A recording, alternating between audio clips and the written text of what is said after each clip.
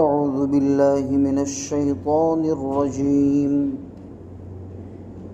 بسم الله الرحمن الرحيم. وَلَقَدْ آتَيْنَا مُوسَى الْكِتَابَ وَقَفَّيْنَا مِن بَعْدِهِ بِالرُّسُلِ وَآتَيْنَا عِيسَى ابْنَ مَرْيَمَ الْبَيِّنَاتِ وَأَيَّدْنَاهُ بِرُوحِ الْقُدُسِ أَفَكُلَّمَا جَاءَكُمْ رَسُولٌ بِمَا لَا تَهْوَىٰ أَنفُسُكُمْ اسْتَكْبَرْتُمْ فَفَرِيقًا كَذَّبْتُمْ وَفَرِيقًا تَقْتُلُونَ.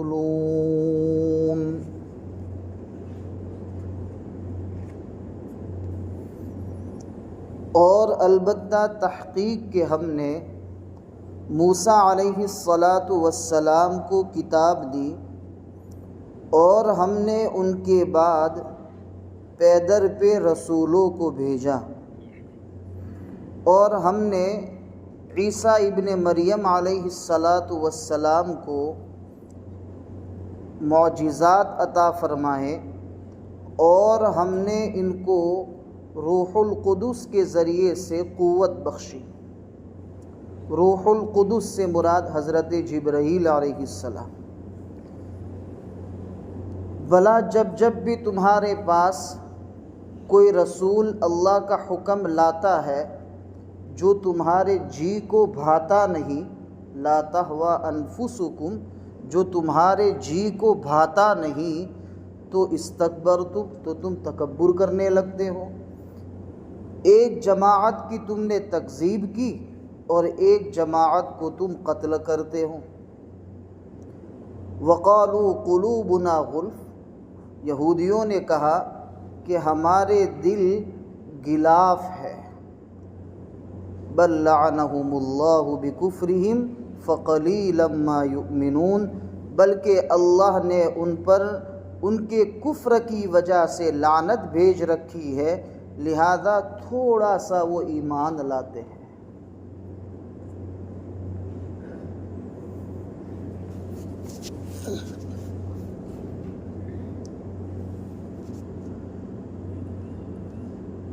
شاید 2-3 مہینے سے مسلسل بنی اسرائیل کا ذکر ہے اور ان کی شرارتوں کا ذکر ہے. اللہ رب العزت کے احکام کے ساتھ ان کی چھیڑ خانی کا ذکر ہے. انبیاء علیہم الصلاۃ والتسلیم کے ساتھ بے حرمتی اور ان کو قتل کرنا، اس کا تذکرہ ہے. اللہ رب العزت کی طرف سے اترنے والی نعمت من و سلوہ کی شکل میں اس کی ناشکری کا ذکر ہے. تسلسل کے ساتھ بنی اسرائیل کی ناقدریوں کا ذکر ہے. گویا یہ آیات ہمیں پیغام دیتی ہے کہ ناقدروں کا انجام برا ہے. لعنہم اللہ بکفرہم، اللہ نے ان کے اوپر ان کے کفر اور انکار اور ناشکری کی وجہ سے لعنت بھیج رکھی ہے. تم ناشکرے نہ بننا بلکہ شکردان اور قدردان بننا. اللہ رب العزت ہم سب کو قدردان بندوں میں شامل فرمائے. 2 آیتیں پڑھی، ہم اس کا خلاصہ انشاءاللہ بڑی تفصیل کے ساتھ سنیں گے.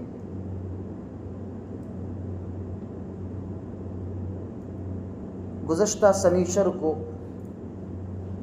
وڈالی کے اندر ایک مدرسے سے باہر ایک مسجد ہے، بلال مسجد.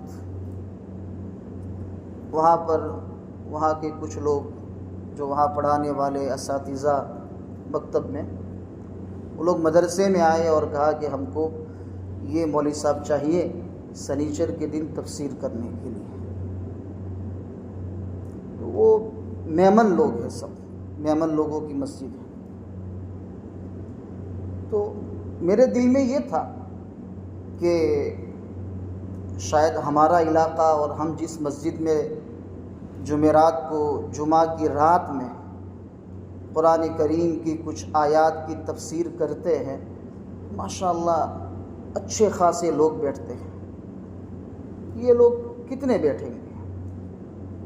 حالانکہ اس سے پہلے منگل کے دن، چونکہ گشت کا دن وہاں پر بھی منگل کا دن ہے، تو کبھی کبھی جاتے تھے، لیکن اتنی تعداد نظر نہیں آتی جتنی یہاں تفسیر میں نظر آتی ہے۔ تو خیر مدرسے کے ذمہ دار محترم صاحب نے کہا ٹھیک ہے لے جائیے، تو میں گیا اور عشاء کی نماز مکمل ہو گئی، اور جو وہاں کے ذمہ دار تھے انہوں نے اعلان کیا، آپ نہیں مانیں گے پوری مسجد لبالب بھری ہوئی، پوری مسجد، اور سورہ فیل کی تفسیر تھی اور 40 منٹ مسلسل تفسیر ہوئی، کوئی شخص اپنی جگہ سے ہلا بھی نہیں۔ تفسیر پوری ہونے کے بعد جو جاننے والے تھے ملاقات کی اور کہا کہ مولانا 1 گھنٹہ پورا کر لیتے، پوری مسجد بھری۔ پھر میں نے ان سے کہا کہ یہ تفسیر میں اس طریقے سے ہر بار مجمع ہوتا ہے؟ تو کہا کہ ہاں اتنا تو ہوتا ہے الحمدللہ۔ اس لیے ہم سب کو مل کر فکر کرنی چاہیے کہ زیادہ سے زیادہ طبقہ قرآن مجید کے ساتھ جڑے۔ یہی تو وہ کتاب ہے کہ جس نے نبی کریم صلی اللہ علیہ وسلم پر اللہ کی طرف سے نازل ہونے کے بعد پورے عرب کی کایا پلٹ دی۔ وحشی درندے جیسے اخلاق رکھنے والے انسان ایک ایسے اخلاق والے انسان اور ایسی قوم بن گئی کہ دنیا ان کے حسن اخلاق کی مثال دیتی ہے۔ قرآن ان کی تعریف بیان کرتا ہے کہ انبیاء کے بعد دنیا میں سرزمین پر اس سے اچھا کوئی طبقہ نہیں گزرا۔ یہی تو قرآن تھا کہ جس نے ان کی زندگی کی کایا پلٹ دی، اور ان کی جو وحشیانہ زندگی تھی اور اللہ تعالیٰ کی نافرمانی میں جو زندگیاں گزرتی تھی، اللہ تعالیٰ نے ان کی زندگیاں مثالی بنا دی۔ تو ہمیں چاہیے کہ ہم اس کی محنت کریں اور زیادہ سے زیادہ لوگ جو ہے قرآن مجید سے اور اس کی تفسیر سے، درس سے جڑے۔ یہ ایک درس ہے، ایک سبق ہے، قرآن کی کچھ آیات، اس کا ترجمہ اور اس کا خلاصہ۔ تو خیر محنت کریں گے انشاءاللہ۔ وَلَقَدْ آتَيْنَا مُوسَى الْكِتَابَ وَقَفَّيْنَا مِن بَعْدِهِ بِالرُّسُلِ۔ اللہ رب العزت نے حضرت موسیٰ علیہ السلام کو کتاب توریت عطا فرمائی، اور پیدر پہ اس کے بعد انبیاء اور رسولوں کا سلسلہ شروع رکھا تاکہ قوم اللہ کے احکام کے اوپر جمی رہے۔ پھر جب حضرت موسیٰ علیہ السلام کے بعد جو بنی اسرائیل کے جو انبیاء تھے وہ آتے رہے اور آخری جو نبی آئے وہ حضرت عیسیٰ علیہ السلام، یہ بنی اسرائیل کے آخری نبی ہیں۔ ان کو خاتم انبیاء بنی اسرائیل کہا جاتا ہے، جیسے ہمارے نبی کریم صلی اللہ علیہ وسلم کو خاتم الانبیاء والمرسلین کہا جاتا ہے، چونکہ ہمارے نبی کریم صلی اللہ علیہ وسلم انبیاء کے پورے سلسلے کو گویا مہر کرنے والے اور ختم کرنے والے ہیں، اور بنی اسرائیل کے انبیاء پر مہر لگانے والے اور اس کو ختم کرنے والے وہ حضرت عیسیٰ علیہ السلام ہیں۔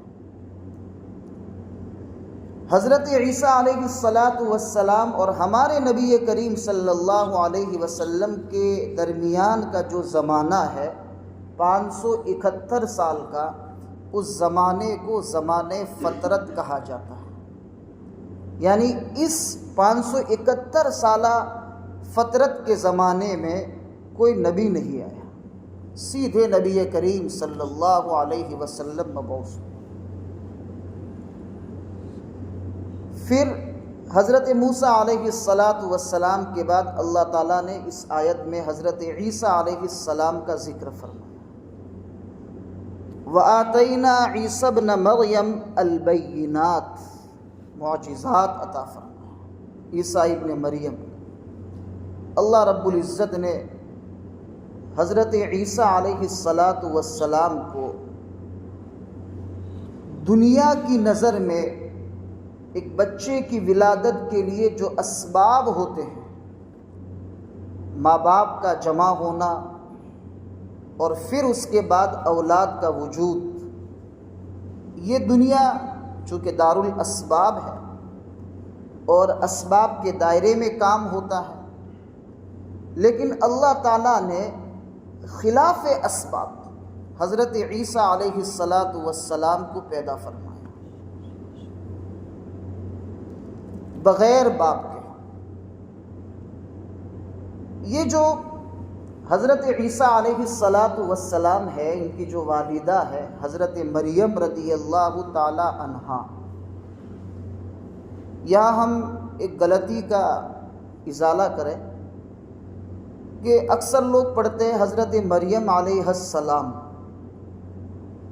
یاد رکھیں کہ علیہ السلام یہ انبیاء کا لقب ہے، رضی اللہ تعالی عنہ یہ صحابی کا لقب ہے، رحمت اللہ علیہ یہ اولیاء اللہ کا لقب ہے۔ اور اگر مریم علیہ السلام کہیں تو کوئی نبی، کوئی عورت تو ہوتی ہی نہیں ہے، اس لیے حضرت مفتی امین صاحب دامت برکاتہم العالیہ نے یہ بات بیان فرمائی، کہا کہ رضی اللہ تعالی عنہا کہے زیادہ سے زیادہ۔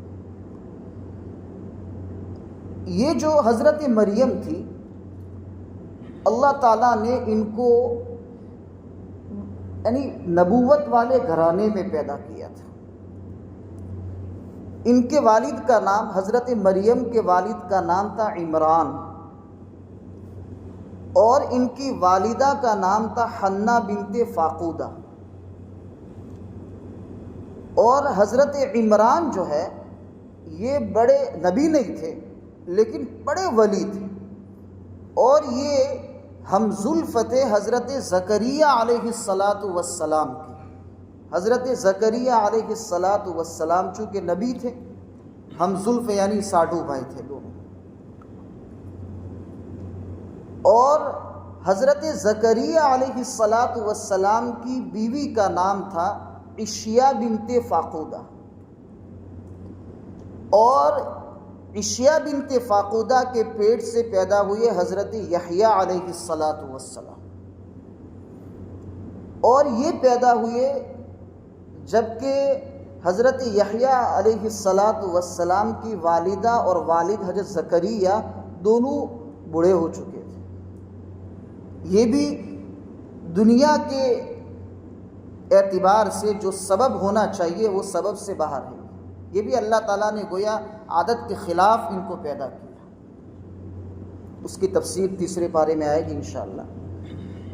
تو یہ حضرت مریم رضی اللہ تعالیٰ عنہ کا تعلق، یہ بتانا یہ مقصود ہے کہ حضرت مریم رضی اللہ تعالیٰ عنہ کا تعلق ایک دیندار گھرانے سے تھا، نبوت والے اور ولایت والے گھرانے سے تھا۔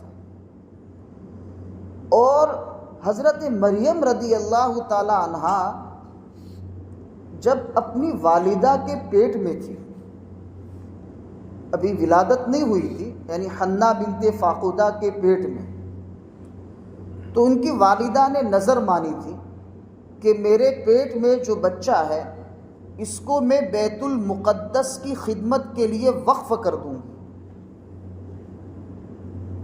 چونکہ اس شریعت میں اس طریقے سے اولاد کو بیت المقدس کی خدمت کے لیے وقف کرتے تھے۔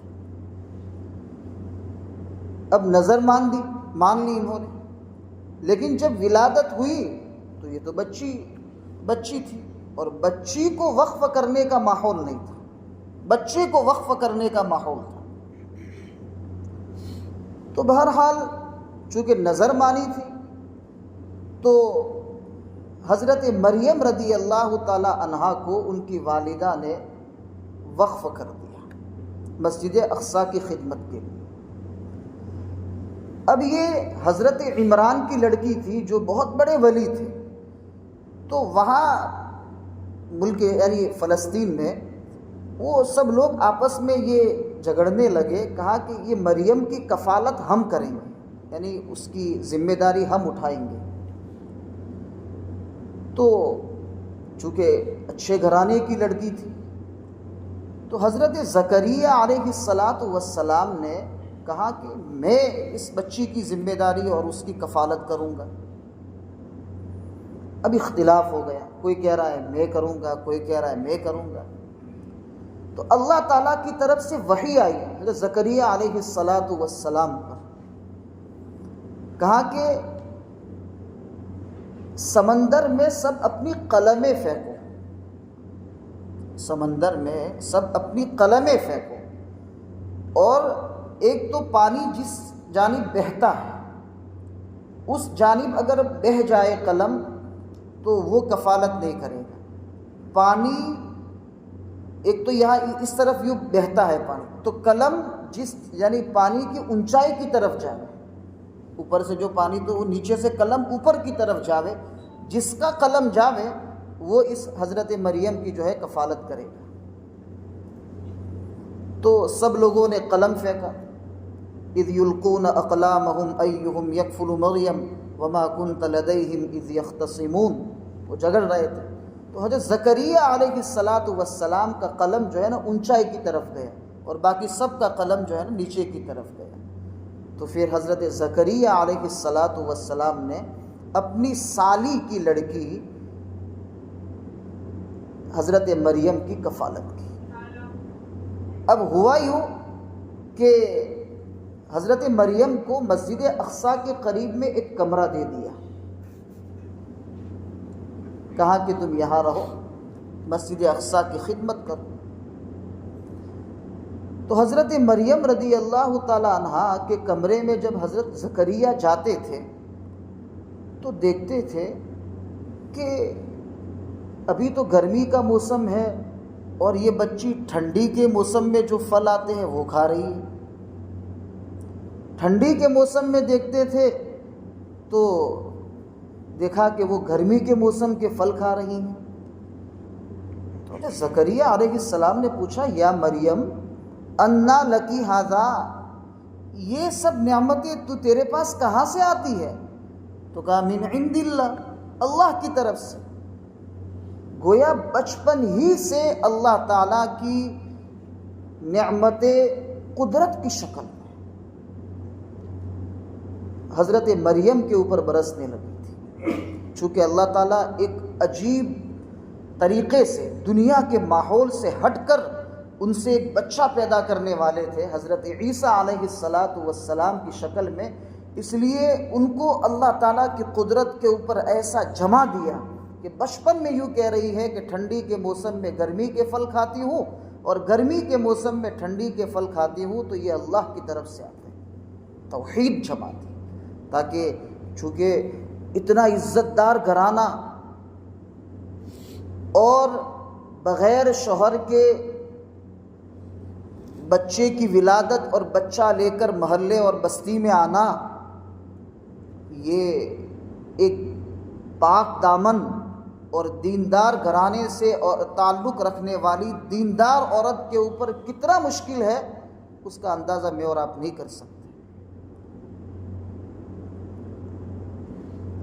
تو حضرت مریم رضی اللہ تعالیٰ عنہ بڑی ہوئی،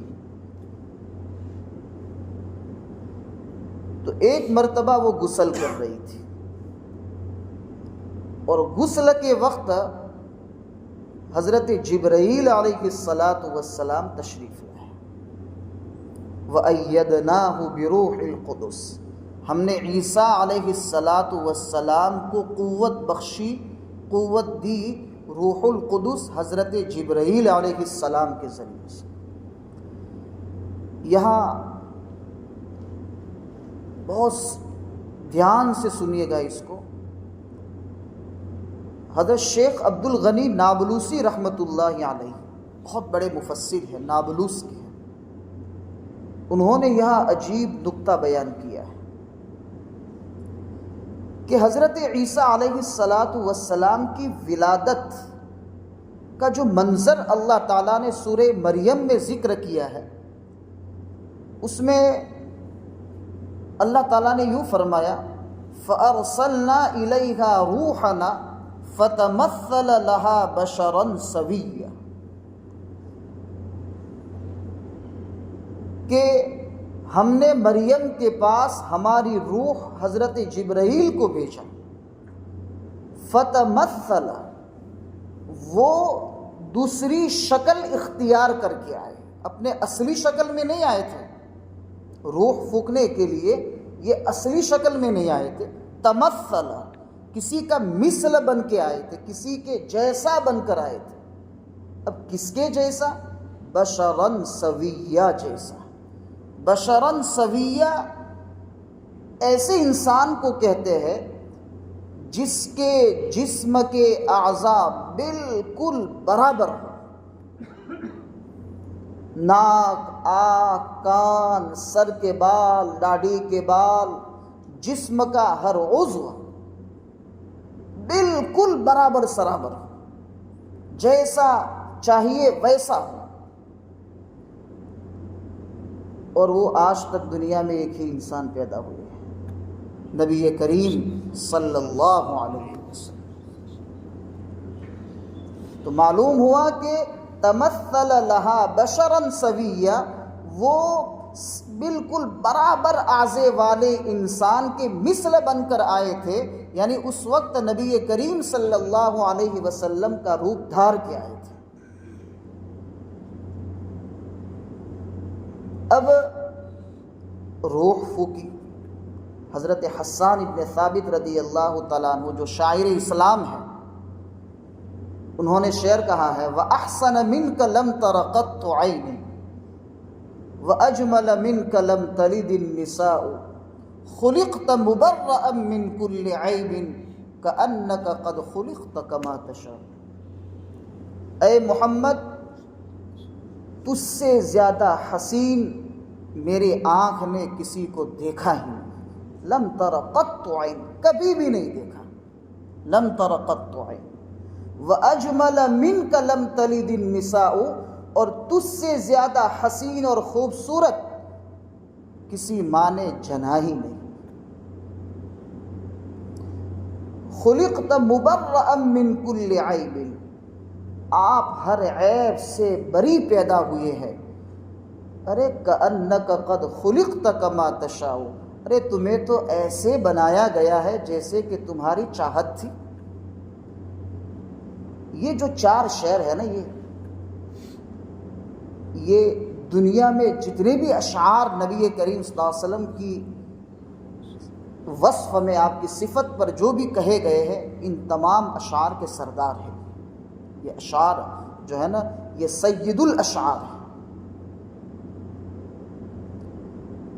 تو ظاہر سی بات ہے کہ نبی کریم صلی اللہ علیہ وسلم کی خلقت، بہرحال اب یہ جو شکل اختیار کی جبرائیل نے، یہ بات طے ہو گئی کہ وہ نبی کریم صلی اللہ علیہ وسلم کی شکل تھی۔ اب یہ مسئلہ سمجھنا آسان ہو گیا کہ قرب قیامت، یعنی قیامت سے پہلے پہلے اور قریب قریب وقت میں حضرت عیسیٰ علیہ السلام کیوں آئیں گے دنیا میں دجال کو ختم کرنے کے۔ یاد رکھو، نبی کریم صلی اللہ علیہ وسلم کی شکل میں روح پھونکی، گویا روحانی طور پر حضرت عیسیٰ علیہ السلام کے والد جو ہے نا، وہ حضرت نبی کریم صلی اللہ علیہ وسلم تھے، اور باپ کی ملکیت پر اگر کوئی حملہ کرتا ہے تو اولاد اس کو بچانے کے لیے آگے آتی ہے، اور انبیاء مال نہیں چھوڑتے، انبیاء دین چھوڑتے ہیں۔ اور اس امت محمدیہ کے، یعنی آپ صلی اللہ علیہ وسلم کے دین پر حملہ کرنے کے لیے سب سے بڑا فتنہ دجال کا ہوگا، تو اس وقت اپنے باپ کے، روحانی باپ کے، لائے ہوئے دین کو بچانے کے لیے بیٹا حضرت عیسیٰ علیہ السلام آئے، اور یہ امت کا سب سے بڑا فتنہ ہے، فتنہ دجال۔ اور ہم گویا دجال کے ساتھ دینے کی تیاریوں میں تو ہم سب بھی لگے ہوئے ہیں۔ جیسے موبائل کے خرافات میں جو ہم ملوث ہیں، وہ کسی نہ کسی حد تک اس کا تعلق جو ہے نا دجال سے ہی ہے۔ کارٹون جو بنائے جاتے ہیں، یہ سب دجال ہی کے سب مقدمے ہیں، سب ابتدائیات ہیں۔ اپنی اولاد کو اس سے بچائیں۔ تو یہ حضرت عیسیٰ علیہ السلام کی خلقت اس طریقے سے، اور ایک حدیث میں ہے کہ نبی کریم صلی اللہ علیہ وسلم نے فرمایا کہ دنیا میں یہ جو میری ازواج اور میری جو بیویاں ہیں، اس کے علاوہ 2 بیویاں اور ہیں، ایک ہے حضرت مریم اور ایک ہے حضرت آسیہ جو فرعون کے نکاح میں تھی۔ معلوم ہوا کہ کسی نہ کسی حد تک زوجیت کا رشتہ ہے حضرت مریم سے ہمارے نبی کریم صلی اللہ علیہ وسلم۔ تو یہ حضرت مریم رضی اللہ تعالی عنہا کے پیٹ سے جب حضرت مریم یعنی حضرت عیسیٰ پیدا ہوئے، تو چونکہ ولادت سے پہلے ایک درد جو ایک عورت کو ہوتا ہے، جس کو درد زہ کہتے ہیں، درد زہ، یہ اتنا سخت درد ہوتا ہے کہ اولاد ایک پل جھپکنے کے برابر بھی وقت نہ ضائع کرے اور اپنی ماں کی خدمت کرے تو اس درد کی ایک آہ کے برابر بھی وہ خدمت ادا نہیں کر سکتا۔ فحملته فانتبذت به مکانا قصیا، اس کو عربی میں کہتے ہیں فاجاءها المخاض، المخاض، درد ذہ نے ایک جو ہے نا کھجور کے درخت کے نیچے لا کھڑا کیا حضرت مریم کو۔ اب اس وقت حضرت مریم کو یہ احساس ہوا کہ مجھے جو تکلیف ہو رہی ہے یہ کیا ہے، یہ کیا درد ہے۔ اور اس وقت جو حضرت مریم نے جو جملے کہا یا لیتنی مت قبل ھذا، اس درد کے اٹھنے سے پہلے کاش میں مر جاتی، وکنت نسیا منسیا، اور کاش کہ میں اپنے آپ کو بھلا دیتی کہ میں ہوں، ایسا ہی مجھے معلوم نہ ہوتا۔ پھر اللہ تعالیٰ کا ایک لمبا چوڑا واقعہ ہے، اور پھر اس کے بعد حضرت عیسیٰ علیہ السلام کی ولادت ہوئی۔ اب یہ جب حضرت عیسیٰ علیہ السلام کی ولادت ہوئی تو لے کر جب اپنے گھاؤ گئی، چونکہ وہ تو گھاؤ سے باہر ولادت ہوئی کھجور کے درخت کے نیچے، پھر جب گھر لے کر گئی، یعنی راستے میں تھی، یعنی بستی میں، تو لوگوں نے تانے دینا شروع کر دیے، جیسے ہوتا ہے نا، فَأَتَتْ بِهِ قَوْمَهَا تَحْمِلُهُ قَالُوا يَا مَرْيَمْ لَقَدْ جِئْتِ شَيْئًا فَرِيًّا۔ اس کا ترجمہ اگر گجراتی میں کیا جائے تو شاید مسجد میں تو یعنی اس کا ترجمہ اگر یوں کر سکتے ہیں کہ یعنی تو نے تو ایک نامناسب کام کیا، یعنی تو نے تو خاندان کا منہ کالا کر دیا، خاندان کی عزت خاک میں ملا دی۔ ارے تیری ماں تو ایسی نہیں ہے اور تیرا باپ تو بڑا نیک آدمی ہے، تو نے ایسا کام کیوں کیا؟ تیری تو شادی بھی نہیں اور ہاتھ میں بچہ لیا آ رہی ہے۔ تو حضرت مریم رضی اللہ تعالی عنہا نے اس وقت روزہ رکھا تھا۔ کون سا روزہ؟ صوم سکوت، یعنی بولنے کا نہیں، خاموش رہنے کا۔ اللہ تعالیٰ نے حضرت مریم کے دل میں یہ بات ڈال دی تھی کہ اگر کوئی تجھ سے سوال کرے کہ بھئی یہ کیا کیا تو نے، تو تجھے یوں کہنے کا کہ انی نذرت للرحمن صوما فلن اکلم اليوم انسیا، میں نے تو اللہ کے لیے روزے کی نظر مانی ہے، اب میں کچھ بولوں گی نہیں، اور وہ بھی اشارے سے کہا۔ اب جب ایسا واقعہ ہو جاوے تو کم سے کم رشتہ دار تو آئیں گے گھر پر کہ یہ لڑکی نے تو اپنے خاندان کی عزت خاک میں ملا دی، اور کیا کیا اس نے۔ اب ہم تو گھر سے باہر منہ نکالے ایسے رہے ہی نہیں، ابھی اندر سب فقرے کسے جا رہے ہیں سب۔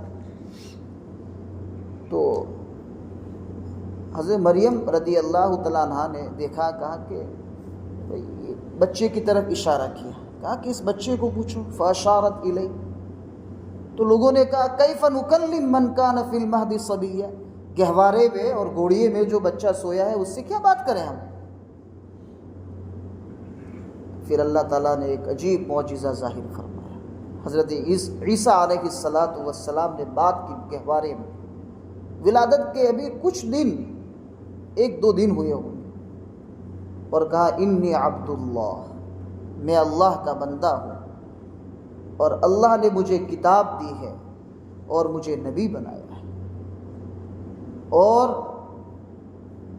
مجھے جہاں کہیں بھی میں جاؤں گا اللہ نے مجھے بابرکت بنایا ہے۔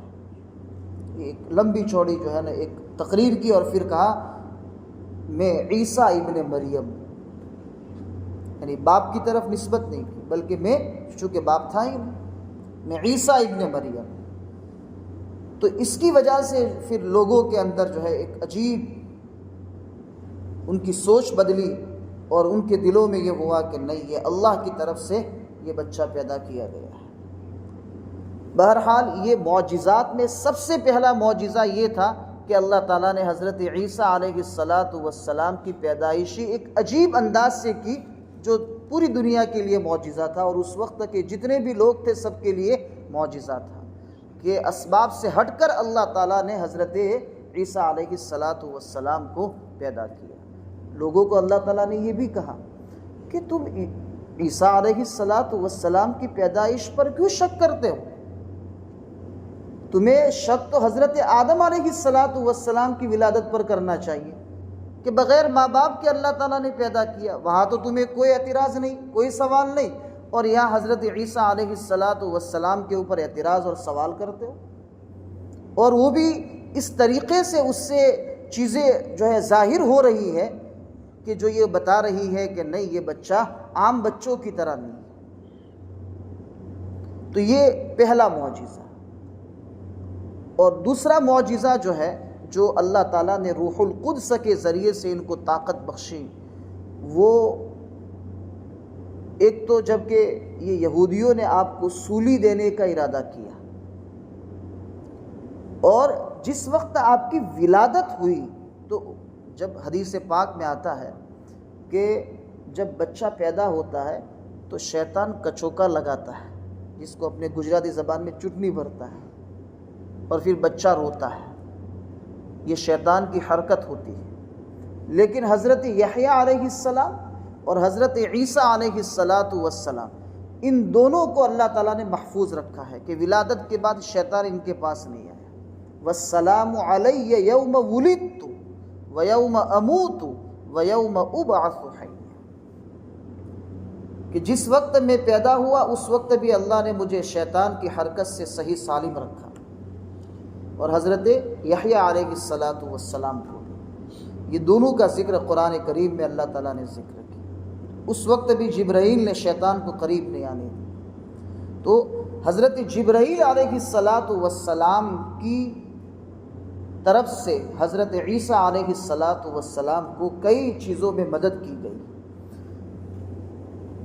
پھر اللہ تعالیٰ آگے فرماتے ہیں کہ جب بھی تمہارے پاس ہمارا رسول کوئی اللہ کا حکم لاتا ہے لیکن وہ تمہارے جی کو بھاتا نہیں، لا تہوی انفسکم، تمہارے دل کے اوپر یہ ذرا مشکل گزرتا ہے، مشکل ہوتا ہے، تو استکبرتم، تو تم تکبر اور غرور میں آ جاتے ہو، اور انبیاء کی تکذیب کرتے ہو، اور کچھ انبیاء کو تم قتل کر دیتے ہو، شہید کر دیتے ہو۔ یہ بنی اسرائیل نے کیا، جیسے میں نے اس سے پہلے بتایا تھا کہ ایک دن میں 43 انبیاء کو انہوں نے شہید کر دیا۔